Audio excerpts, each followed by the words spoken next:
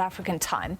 Now, COVID-19 has created a crisis at several of South African borders.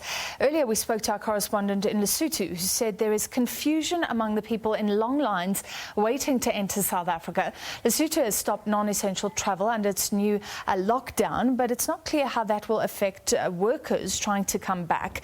At the same time, South Africa has said it will no longer accept the results of COVID-19 tests done on the Lesotho border side. Meanwhile, queues at the Beitbridge border have gone viral again. Hundreds of people are waiting on the Zimbabwean side to be processed after that country went into a renewed lockdown yesterday. What are the implications of all of this for trade and work? To discuss, we're joined by Piers Pigou, a crisis group senior consultant for Southern Africa. Thank you so much, Mr. Pigou, for joining us. Would you agree there is a crisis at some of our borders right now? Well, I think that's quite evident if we look across the key borders, either in Mozambique, Zimbabwe and Lesotho, as you previously mentioned, where there are significant delays, significant backlogs, and the administrative modalities are simply not working at this juncture. And this is leaving hundreds and thousands of people in queues waiting overnight to see what will happen, to see whether they will be able to get into South Africa. Some South Africans we know are resentful about foreign workers. We also know that many migrants coming in do important work here. So let's start with, what are the implications of these huge delays at the borders for our economy? Well, you know, many of those who make their annual pilgrimage home for Christmas do so with the distinct intent to be able to come back and pick up their employment. Most of those people that are moving backwards and forwards do have some form of gainful employment. So we're already going to see the number of people that can't get back are going to be unable to contribute to their companies and so forth. And this is happening anecdotally. I had some connection to that today, where one of the people that was meant to be working for me was unable to do that work because his workforce has not been able to return back to Zimbabwe.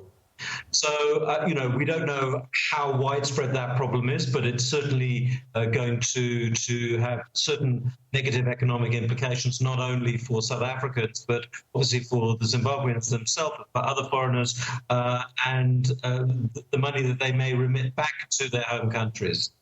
This has been a significant problem. Yeah. And of course, we know so many families in Zimbabwe rely on those workers sending money back home. What about trade? The Home Affairs Minister previously said on our side, the South African side, that the trucks were blocking the border, doing admin that they should be doing in side lanes.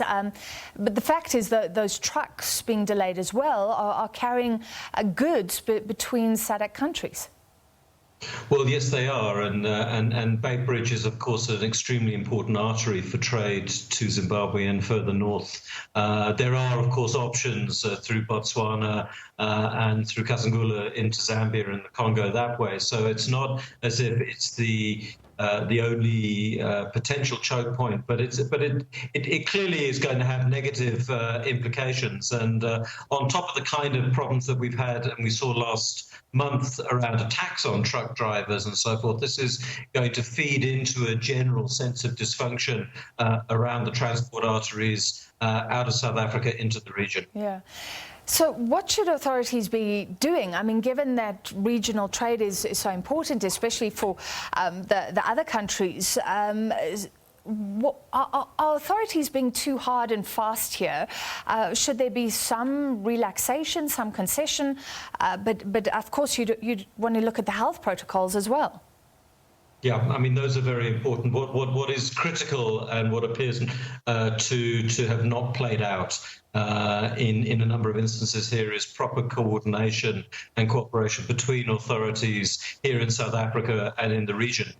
There should have been a clear kind of traffic control of people moving out of South Africa into the region before Christmas, and vice versa. And clearly, this lack of preparedness in a context where we knew there would be huge delays around the health requirements, that not enough was done.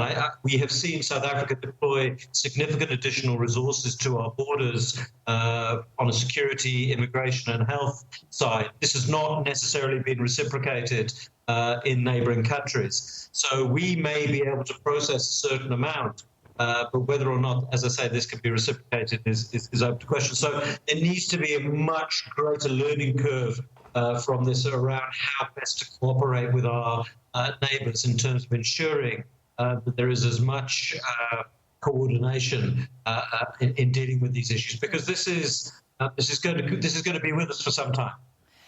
Well, let's end there. I mean, so is it a lesson learned? Well, I mean, they should start fixing it. Like you say, it's going to be around for months. But this is also as the African continent is trying to move towards a complete free trade and much greater movement of goods and services across Africa.